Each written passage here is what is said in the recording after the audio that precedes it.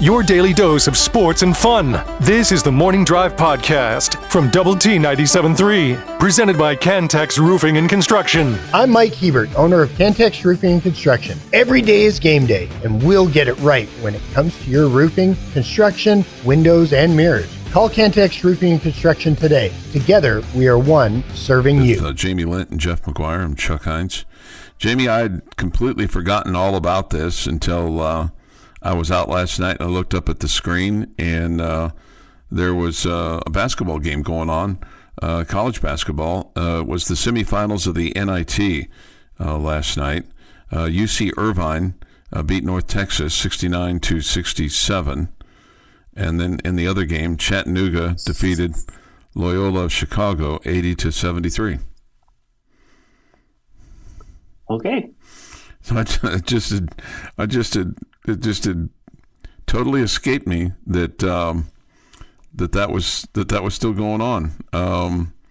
And usually that's something I at least keep my eye on a little bit. But it had just fallen completely off the radar, I think, with everything that we had going on with with Texas Tech and the potential Final Four and things along those lines. So the North Texas coach is now moving on. As his name is Ross Hodge. He gets to go to West Virginia. So I thought they were going to do the old thing that they did 2 years ago, win the NIT and their coach moves on, but that did not happen. They got to the semifinals, and now the coach goes on to West Virginia. So, and Cleveland State's coach is taking over as the next North Texas coach. His name is Danielle Robinson. Okay. So who do you think Cleveland State goes after? I don't know. The thing that's really curious to me is what's going on in College Station, and why their coach left to go to Maryland, who lost their coach because he didn't feel like the administration was, or that the team was really going to be well funded, and so Buzz Williams leaves Texas A&M to become the new coach at Maryland. So he goes from the SEC to the Big Ten, and meanwhile, Kevin Willard goes to Villanova from Maryland. Now, obviously, Villanova had great success with Jay Wright there and winning a couple of national championships, but and I guess maybe he feels like, well, they don't have a football program there, or at least a Division I football program there, so I guess all the money goes to men's basketball. But and maybe his situation at Maryland had gotten to the point where he just didn't feel like that he could win big. And then for Buzz Williams, who, man, for a long time last year in the top 25, you had A&M there, and then they kind of whimpered out.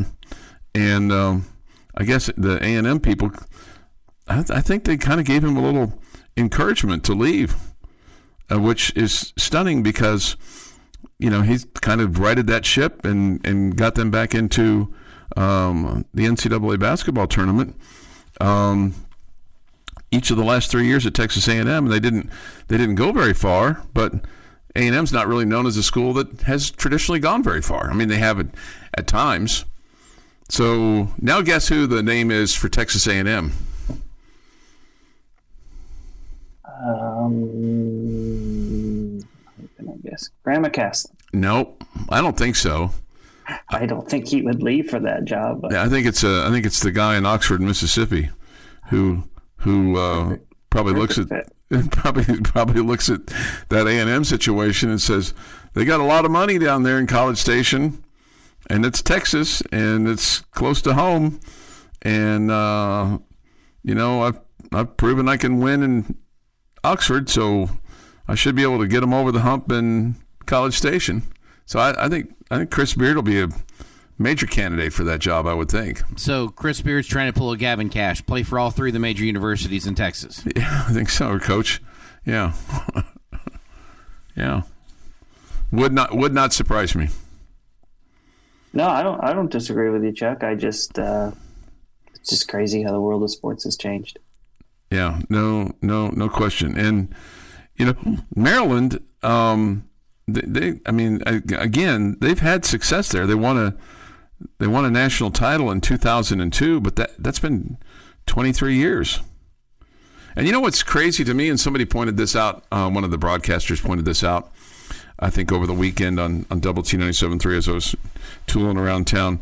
It's been 25 years since Michigan State won a national championship. For all the credit that you give Tom Izzo. Now, they've been to some Final Fours, including one in 2019 with Texas Tech.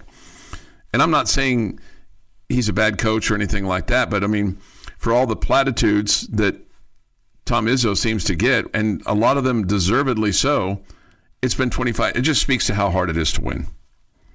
Mm-hmm. Yeah, no doubt. No question. Yeah.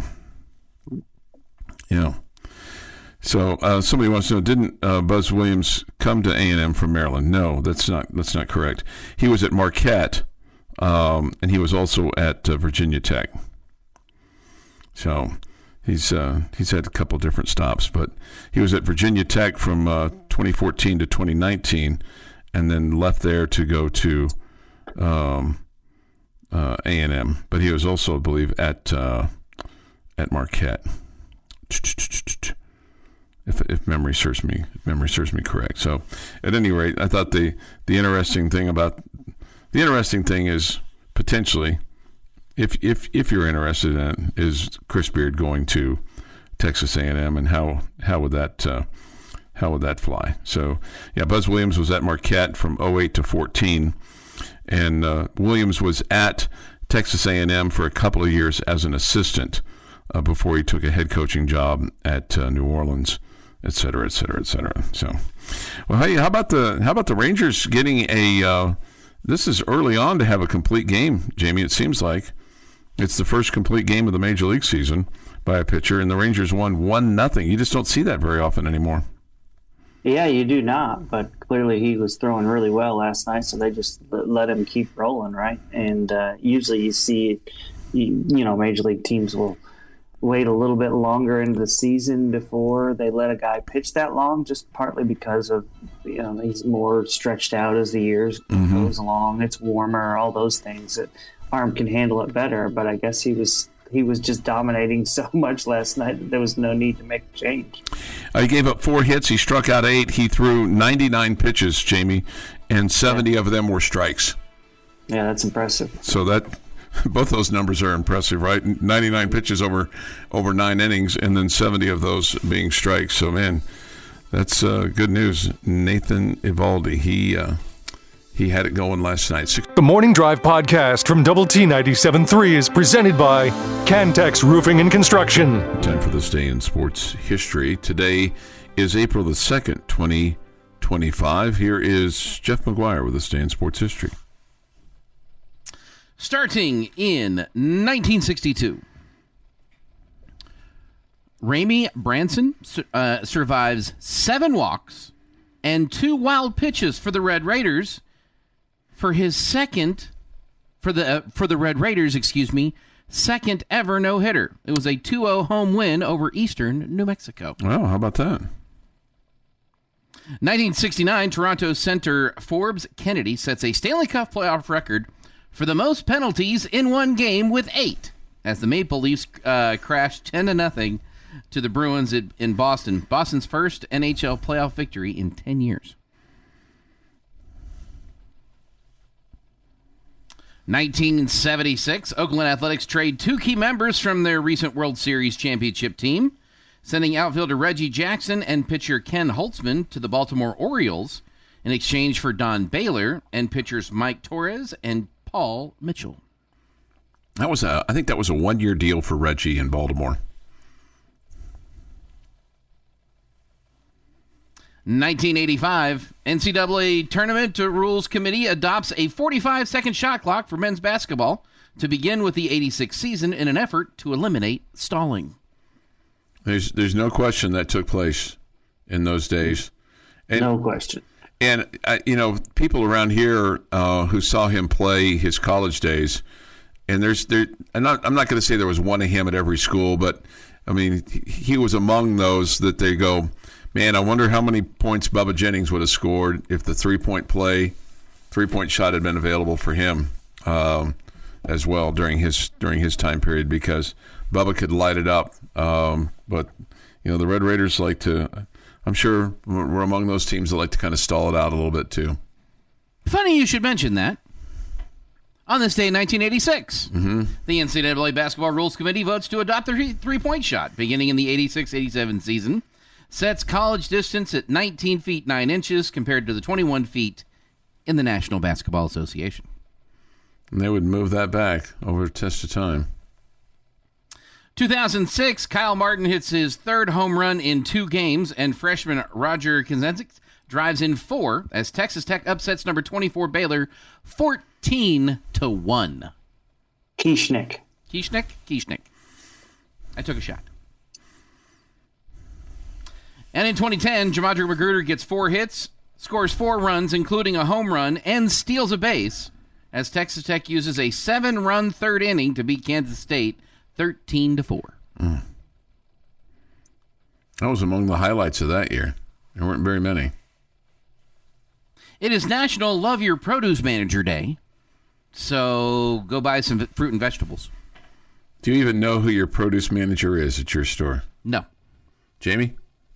Do I even know what my store is? Okay. It is also, however, Peanut Butter and Jelly Day. Oh, okay, nice. Happy birthday, Pedro Pascal, who's 50. Michael Fassbender, 48. Bobby Bones, a new host of our Young Country 93.1's morning show, is 45. And Bill Romanowski is 59.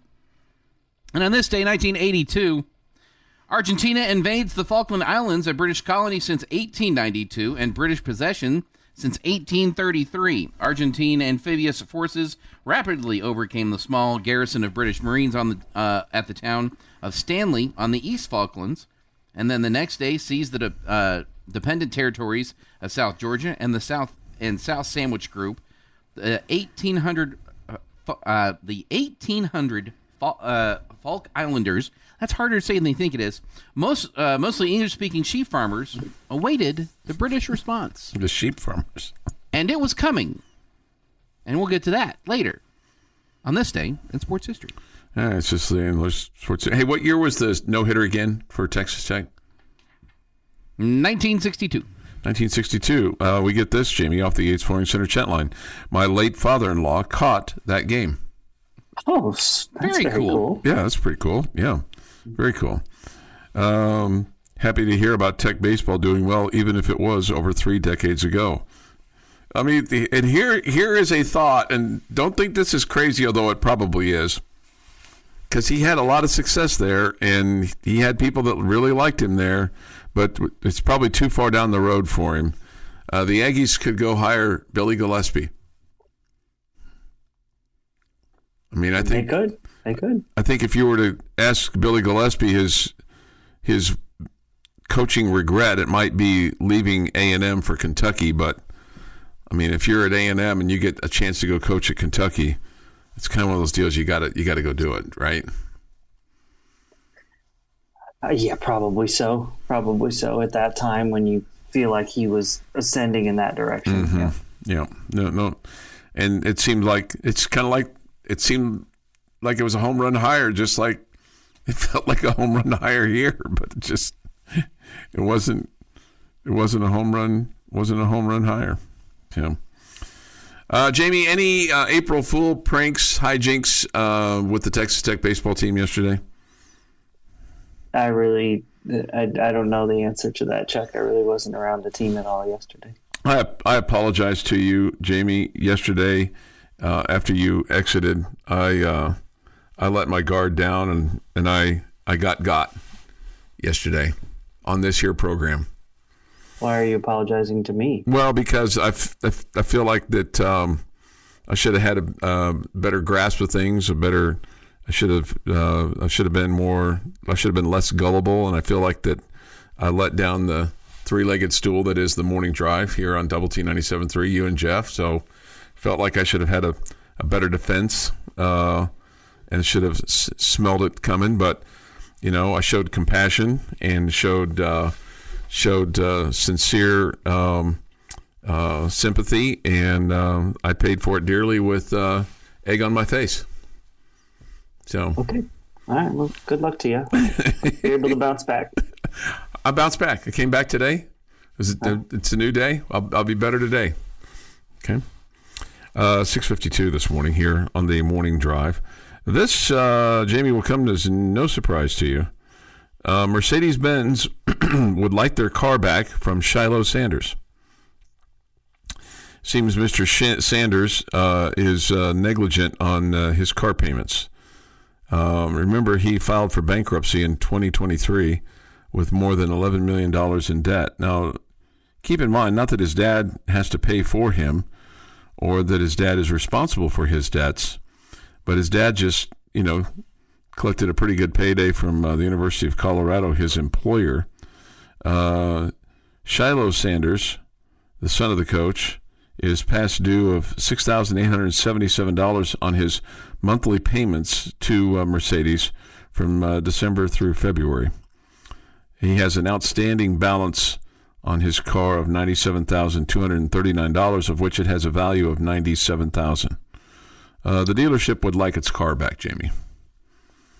It's a $97,000 car. Yeah. Wow.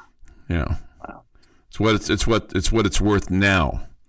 It was worth more than that in 2023. It's put miles on it and depreciation and things. So it's not your run of the mill Benz. Sounds like it's not. The company says the motor vehicle is depreciating in value. Contract is in default, and the dealership would like its car back. Meanwhile, Mr. Sanders still owes $11 million to the guy that he beat up over his cell phone in high school, and there's dispute on that too. Whether and people ask us on this show and on this chat line, why do you guys not like the Sanders family? Yeah. Why are you so hard on Dion and his family? Here's a classic example right there, right? Character. Yeah. Or lack thereof. Right. Character. Right. Just take care of your business. You're allowed to be a decent human being. This is the Morning Drive Podcast from Double T 97.3, presented by Cantex Roofing and Construction. Hey, good morning with Jamie Lent and Jeff McGuire. I'm Chuck Heinz. So both Jamie and I have looked at the Texas Tech website. Elijah Hawkins came here with 1 year remaining. He had played at Howard and he had played at Minnesota and has played here. And so it said 1 year remaining. I'm looking at one site that says he still could come back. Federico played Jamie a year of junior college basketball, so he's going to get a year back. So he's able to come back. But at any rate, even though the Tech website said he comes here with 1 year of eligibility. Yeah, but I think that because on the bottom of that deal it said he played a year of junior college basketball, and I think that bio was written before the junior college stuff was out there. Okay. So that's what I'm assuming. Okay, but I saw the same thing you did, but then he had a year of junior college basketball, which tells me that, or leads me to believe that he could have another year left. It's just so doggone confusing in terms of what people have left and what they've appealed to get back and things along those lines. So let's just say Hawkins is, because I see another deal that says key returners Darion Williams. Oh, this is never mind. This that says he could come back, but I don't know. I don't believe this one because it's an AI overview. I don't believe that one. But I could see where Federico would be back. But at any rate, you just kind of wondered what's the timeline, and when will we know? I mean, because Williams and Toppin presumably are going to kind of take a look at the NBA, right? I mean, they're going to get evaluated and see where they would stock up. Yeah, I would think the coaching staff would have a good idea before that gets done whether those guys will be back or not. Having seen the same things that they're seeing about what the scouts think about them and where their draft stock is and all those kind of things, and having had conversations with the guys, I think they'll have a big, a good guess as to which way those guys are leaning. And Federico would have to appeal, Jamie, to get an extra year. See, he would have to seek a waiver for an extra year of eligibility because of that year in the junior college ranks, which presumably he would do, right? I mean, I have no idea. I mean, you would. I mean, maybe he's ready to go to the real world. I really have no idea. I mean, not to disparage any industry, but I mean, you're 6'11", and playing college basketball. Somebody said my head hurts. I apologize for that. I did not mean to make your head hurt over all of this, but what I'm curious about more than anything else is, because you're waiting on guys to make a decision, does it hurt you with guys that potentially you could go get? I guess possibly. Again, I don't think this is new. I don't. No. I think this. I'm sure Grant McCasland has had to deal with this in other situations, right? Where whether it's I don't know, maybe he hasn't had to deal with it that much. Where I don't know if the guy's going to leave for the NBA or not, or whatever, or if he's going to hit the transfer portal. So you're always recruiting new guys. Mm-hmm. You're always seeing who's available, and if you see where they fit and all that, and you go after them, and then ultimately you got them on the line. And if you decide that you've got a bigger fish in the boat and you don't need this one, you put them back in the river. Back in the river. Okay, back in the river. I like that. bigger fish in the boat. I think I'm hanging around Tadlock too much. I don't know. Man, has he? You've never been fishing with him, have you? I have not. No. If he said, Jamie, we're going to get away from baseball for a day. We're going to go fishing, but there's no baseball talk. Would you be comfortable with that? Sure.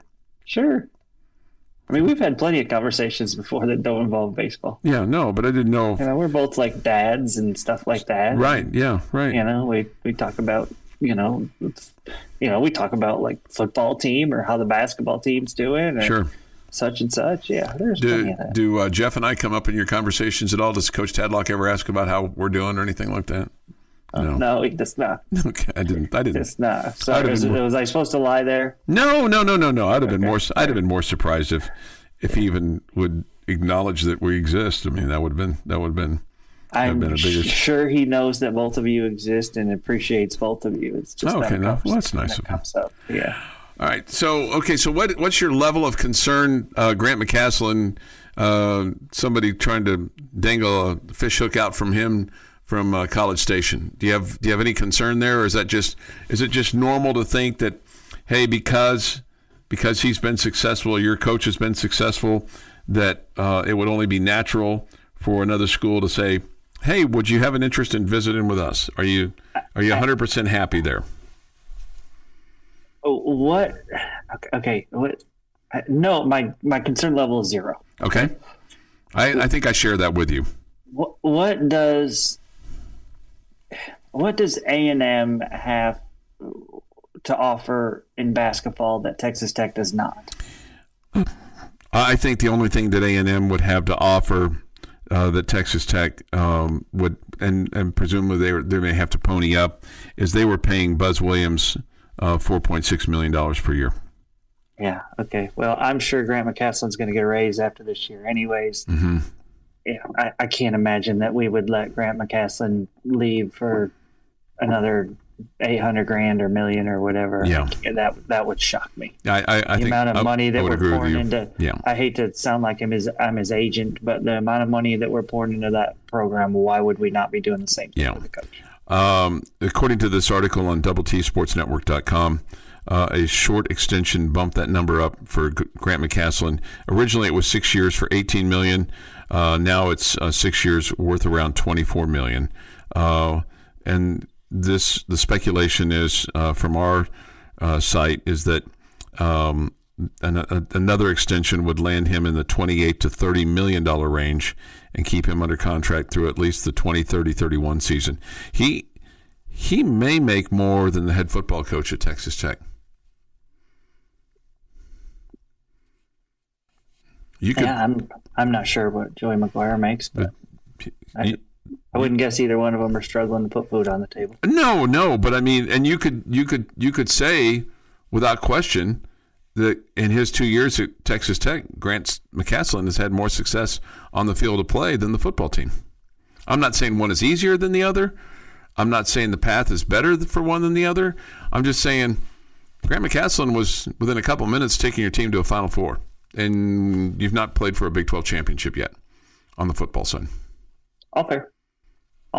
Yeah. So, and again, I'm not looking at it from a P&L standpoint of like, I understand the amount of money that football brings in. I understand how much money you've spent on your football stadium. I understand how much you've spent on your roster, all those things. I'm just talking about wins and losses, where you are, if you kind of just want to look at it and go, who's the cat daddy? And we'll go from there. It's Wes Kitley. That's why,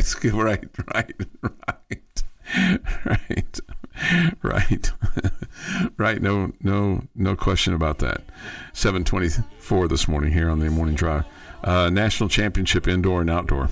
I would imagine if they had a national championship in the water, if we had a swim team, he probably could coach that group too. Maybe so. Yeah. Maybe so. Yeah. The Morning Drive podcast from Double T 97.3 is presented by Cantex Roofing and Construction. Jamie's question of the day on Double T 97.3 is brought to you by Connecticut of West Texas. Okay. This is a bit of a two-parter. There's two different blanks in the sentence for you to fill in. Okay. And so I'm going to go ahead and go first so I can give you guys an example of what I'm looking for. That's probably wise of you. Okay. It's good coaching. So the question or the statement is for the upcoming Red Raider men's basketball season, so next year, for next year's Red Raider basketball season, I want the Red Raiders to add a blank that can do blank, or that does blank. For example, my answer is this. I would love for the Red Raiders to add a point guard who has a very high assist to turnover ratio, which means I just want another Elijah Hawkins. Yeah. Okay. You guys know I'm all about a pass first point guard. Yes. Hawkins is it. I love that he hits some clutch shots for you, can knock down threes, and all of that. But I want to have another guy that's like him for next year. So what are you guys looking for next year's team? Well, I think that's the most rational and most wisest thought is to have what you are suggesting. So I'll say something different because I do agree with you that you need that, okay? I would like for you to have a true dominant big man that you could feed the post and score inside and get offensive rebounds and kick back out to the three. So I don't know if that answered your question properly, but I would fine. Okay, that's what I would like to have is a true big man that's got some size that could play inside for you, that could help you feed the post. Do you think we have that guy now? No, I don't. I think Federico showed that at times, but his size doesn't. Well, he's got height. He would need to put some weight on because I think he got pushed around too much at times, and I would. You think JT Toppin is not that guy? Yeah, I don't know if he's going to be there. But I would like to. I mean, I'd like to have Vlad Golden back. Is what I'd like to have. I'm still hot about that. You are obsessed with that, dude. I am obsessed with that. I'd like to have a true 7-footer inside that you could go. Okay. Jeff. Okay, so this is going to take a little explanation, and I apologize. I want a Davide Moretti type guy that at the end of the game, that you know they're going to be fouling somebody, you throw him the ball, and he will make every one of his free throws every single time. If I remember nothing else about Davide, he was a great shooter. but the weapon that he was at the end of a game, that it was, you're going to foul somebody, you're going to foul him, and it's not going to do you any good because he's going to make his free throws. That is and as good as you were this year at your Elite Eight run, and I'm not just focusing on the last game for this, that is such a weapon. It's the running back that can get you 5 yards a carry when they know you're running the football type thing. In that type of shooter. That's what I want for the Red Raiders. But I would like them to have that every year, and even if they had one, I would want them to have two. Okay.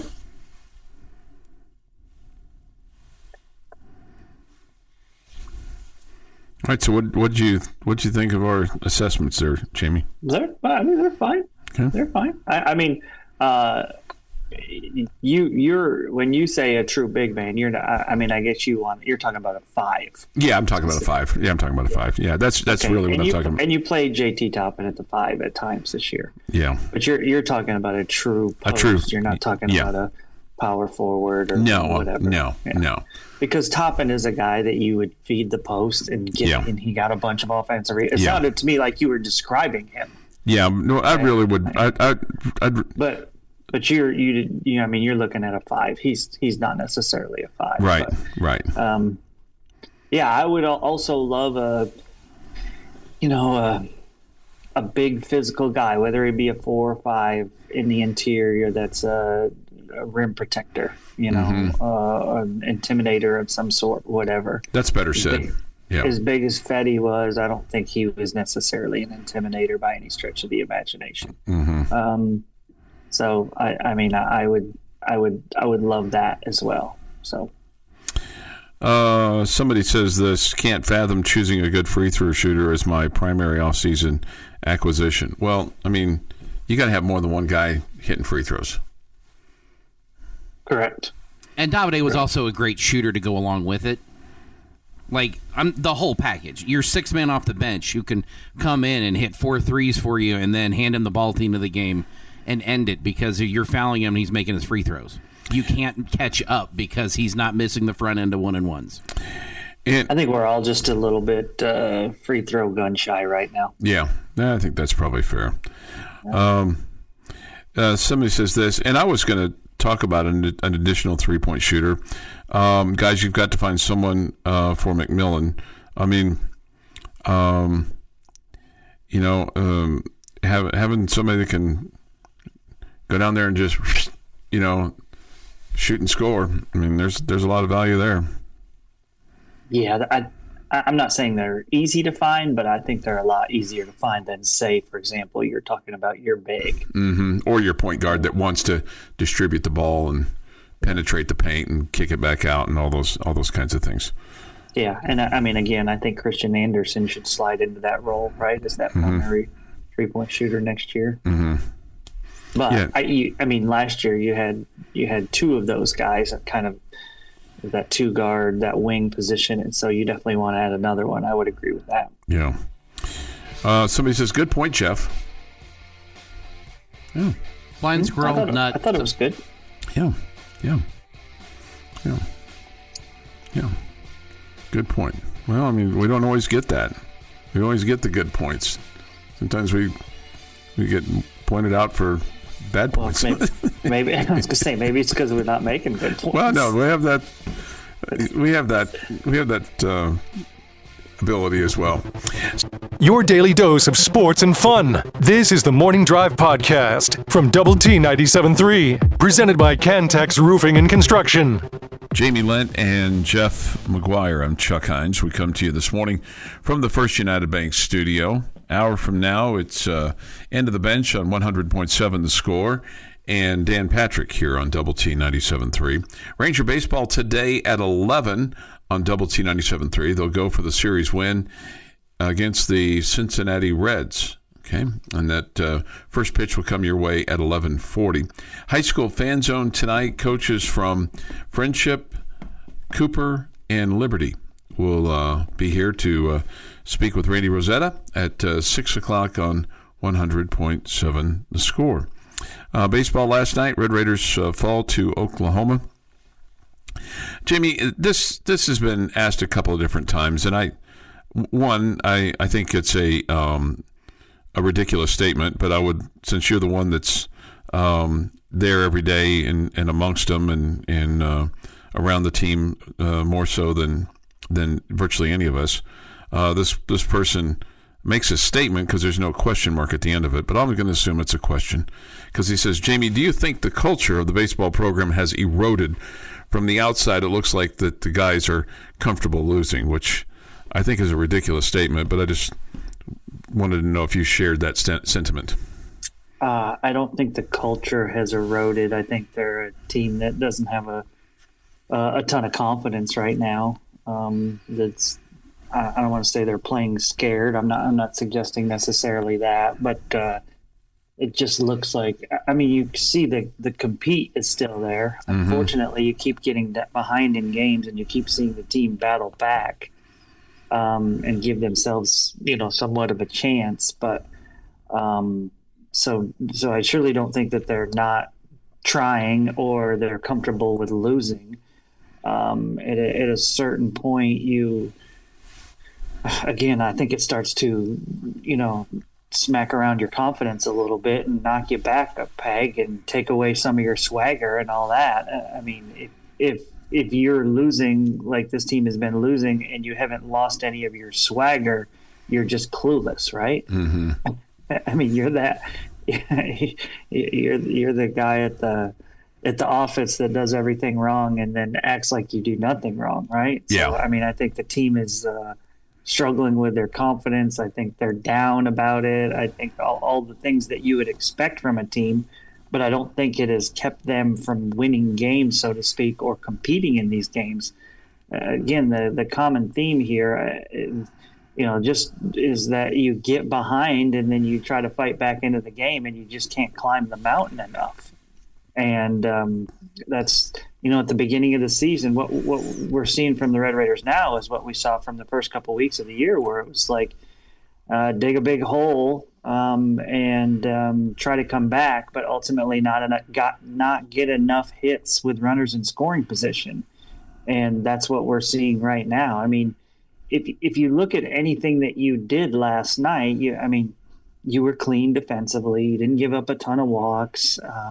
Oklahoma is a good baseball team, right? It's a midweek game and it's an 8-6 game, and you feel like, oh, okay, decent performance all the way around, right? I mean, not great, but also not horrible, but it's just not good enough, right? I mean, Oklahoma is just a little bit better in everything they do.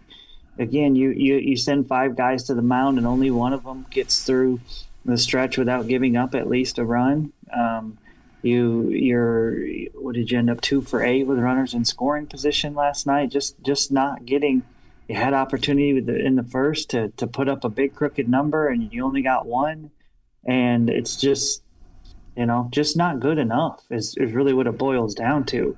And Oklahoma, was a little bit better than you, and so I don't know. It's I would definitely, if you look at the team, if you're around the team.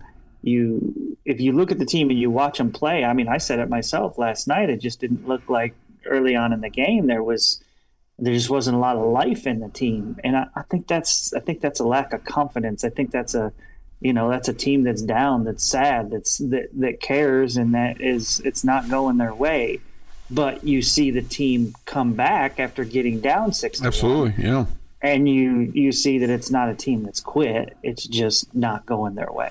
Yeah, and it would have been real easy to give up in the 9th. I mean, you're almost 4 hours into a ball game and you're down 8-4. You're on the road. You've got a bus ride going home. It would have been real easy to just lay down in the 9th, but they've came back and got a couple of runs. And that's where I just feel like for this team to play from out in front more would be huge, right? Mm-hmm. To get a lead early and get some positive vibes going.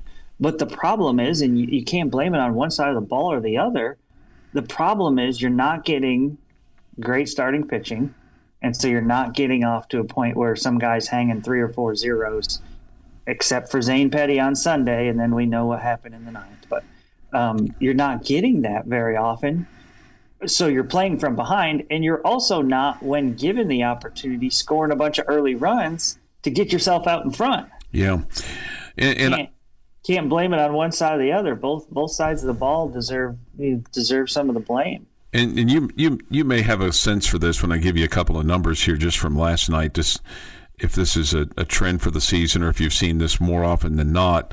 But Oklahoma last night with 2 outs, they were fantastic. They were 9 for 17. Yeah, and I think that's the best anybody has been against the Red Raiders this season. They were really good in that area. And Tech was 1 for 8, and then with runners on third with less than 2 out, Tech was 2 for 5. Okay, that's batting .400, but Oklahoma was 0 for 1. I mean, so they'd already done their damage, I guess would kind of be my thought on something along those lines. But yeah, I mean, you go 9 for 17 with 2 outs, and you score, you have 5 RBIs with 2 outs in an inning versus 1. Yeah, you're going to win a lot of ball games like that. Yeah, those are big momentum at bats right there. Yeah. Stealing runs and all that kind of stuff, and tacking on runs and all that. And the big inning, the third inning when they score, or fourth inning, was it fourth inning? Yes. Third inning when they scored their 4 runs, 3 of the 4 were scored with 2 outs, and so that's why they're the number 10 team in the country, and why you're not. Yeah, why you're 8 and 17. Yeah. Yeah. And look, anybody that's does anything for a living that and like 99% of us do, where if you're not having success, your confidence gets shot, and it applies pressure, and then that makes it even harder to do your job. This has been the Morning Drive Podcast, presented by Cantex Roofing and Construction. Check out our library of Double T 97.3 podcasts at doublet97.3.com.